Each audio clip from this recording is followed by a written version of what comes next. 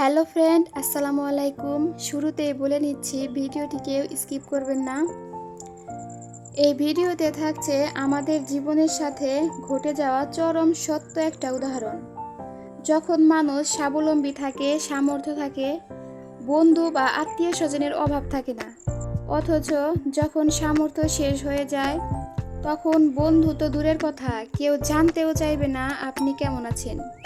তার উদাহরণ এই নৌকাটি যখন ভালো ছিল, কত মানুষের পারাপারের সঙ্গী ছিল। নৌকাটিকে ব্যবহার করে মাছ ধরা হতো, গরুর ঘাস কাটতো। আর এখন কত অবহেলিত, এর দেহের এক একটি অংশ এক এক জায়গায় পড়ে আছে। ঠিক এরকমটা আমাদের সমাজে হয়। একটা মানুষ যখন সামর্থ্য থাকে, তখন কিন্তু সবাই মূল্যায়ন করে। যখন ওই মানুষটির কোনো সামর্থ্য থাকে না, অর্থ সম্পদ শেষ হয়ে যায়, তখন ওই মানুষটিকে কেউ জিজ্ঞেসও করে না। আরও একটি চরম সত্য হলো, সফলতা অর্জন না হওয়া অবধি কাউকে ব্যর্থতার গল্প শোনাবেন না। আগে সফলতার গল্প শোনান, তারপর শোনান ব্যর্থতার গল্প।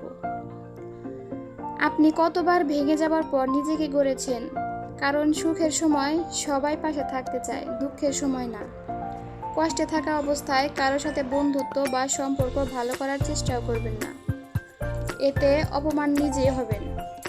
আপনার সামনে হয়তো সে কিছু বলবে না, কিন্তু আপনি চলে যাবার পর সে বলবে আসছে বন্ধুত্ব করতে। তাই আগে টাকা কামান, সম্পর্করা নিচে আসবে সম্পর্ক ভালো করতে। এটাই বাস্তব।